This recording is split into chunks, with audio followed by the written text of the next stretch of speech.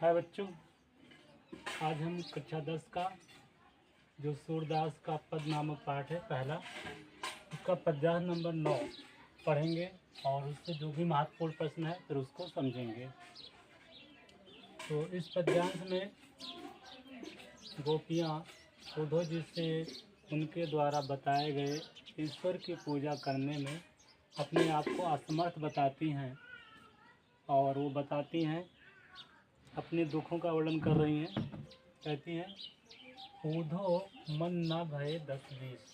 गोपियाँ उद्धव जी से कहती हैं कि हे उद्धव जी, मन न भये 10-20। 10-20 हे उद्धव जी, हम लोगों के पास मन 10 या 20 नहीं है। उद्धव मन न भये 10-20। हे उद्धव जी, हम लोगों के पास जो मन है 10-20 नहीं है, 10-20 नहीं है। एक हो तो सो गयो श्याम संग। उन्होंने बताया एक हो तो, हम लोगों के पास कितने मन था? एक मन था। एक हो तो सो गयो श्याम संग, वो भी श्याम के साथ चला गया, श्री कृष्ण के साथ चला गया। मतलब जिस प्रकार सभी के पास एक मन होता है, उसी प्रकार हमारे पास भी एक ही मन था। वो भी क्या था? एक हो तो सो गयो श्याम संग। एक मन था, वो भी श्याम के संग चला गया। को आराधे ईश, राधे मतलब आराधना करें,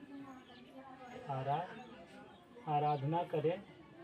इसलिए आपके द्वारा बताए गए ईश मतलब ईश्वर की आराधना किस मन से करें? एक हो तो सो गयो श्याम संग।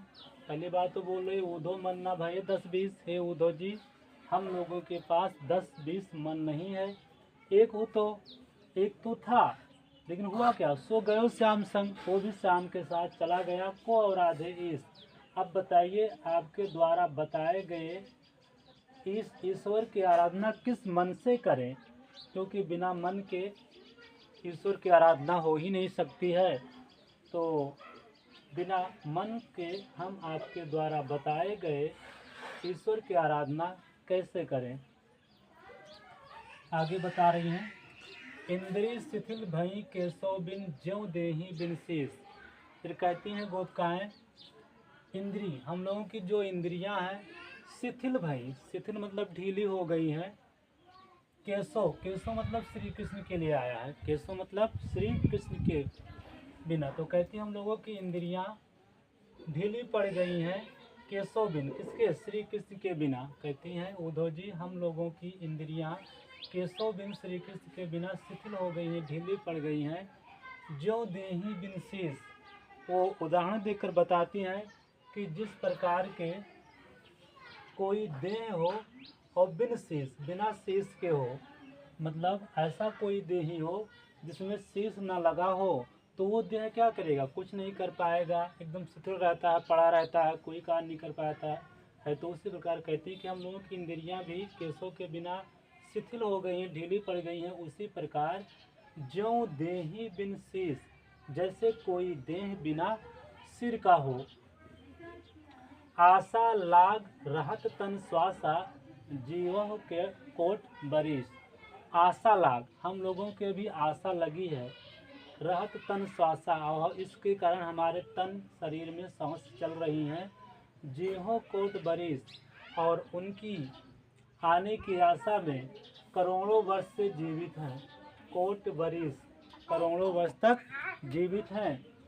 तो उनके आने की आशा में हम लोगों के शरीर से सांसें चल रही हैं, और जीवो कोट बरिस, जिससे हम लोग करोड़ों वर्ष से जीवित हैं।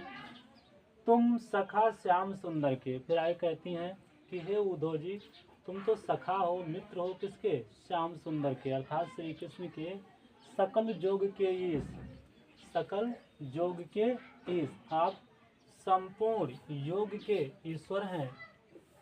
तुम तो सखा श्याम सुंदर के, तुम तो श्याम सुंदर था श्री कृष्ण के दोस्त हो, मित्र हो, सकल योग के ईश और संपूर्ण योग के ईश्वर हो।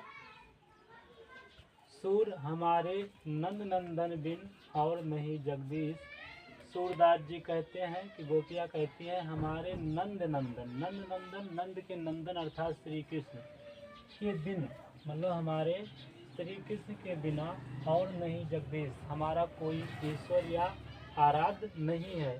तो सूरदास जी कहते हैं कि श्री कृष्ण के बिना हमारा कोई जगदीश अर्थात ईश्वर नहीं है। तो ये बात आपको समझ में आ गई होगी। गोपियाँ उद्धव से कहती हैं कि उद्धव जी, हम लोगों के पास 10-20 मन नहीं है, एक ही मन था, वो भी शाम के साथ चला गया, और बिना मन के आपके ईश्वर की आराधना कैसे करें। हम लोगों की इंद्रियाँ केशव के बिना, श्री कृष्ण के बिना इस प्रकार से थिल हो गई हैं जैसे बिना सिर वाला शरीर, आशा लाग रहा तन श्वासा जी हो कोट बरिस, और हम लोग आशा लगी है और तन से श्वासा चल रही है कि वो आएंगे श्री कृष्ण, इसलिए करोड़ों वर्ष से जीवित हैं। तुम सखा श्याम सुंदर के सकल योग के, तुम तो श्याम सुंदर श्री कृष्ण के सखा हो और करोड़ों वर्ष सकल योग के और संपूर्ण योग के ईश्वर हो। सूर हमारे नंद नंदन बिरावर नहीं जगदीश। सूरदास जी कहते हैं कि हे, सूरदास जी कहते हैं, गोपियाँ कहती हैं कि नंद नंदन था श्री कृष्ण के बिना हमारा कोई जगदीश या ईश्वर नहीं है। अब प्रस्तुत पद्यांश का संदर्भ लिखिए। प्रस्तुत पद्यांश का संदर्भ तो क्या होगा, प्रस्तुत पद्यांश हमारी पाठ्य पुस्तक हिंदी को जब भी लिखिएगा अंडरलाइन कर दीजिएगा, रेखांकित कर दीजिएगा। प्रस्तुत पद्यांश हमारी पाठ्य पुस्तक हिंदी में संकलित काव्यखंड के पद नामक पाठ से उद्गृत है। यह सूरदास द्वारा रचित सूरसागर महाकाव्य से लिया गया है। तो इसका संदर्भ हो गया। प्रश्न नंबर 2, रेखांकित अंश की व्याख्या कीजिए। ये जो 2 लाइन है, पहली और दूसरी लाइन अंकित, इसकी व्याख्या है किया गया है।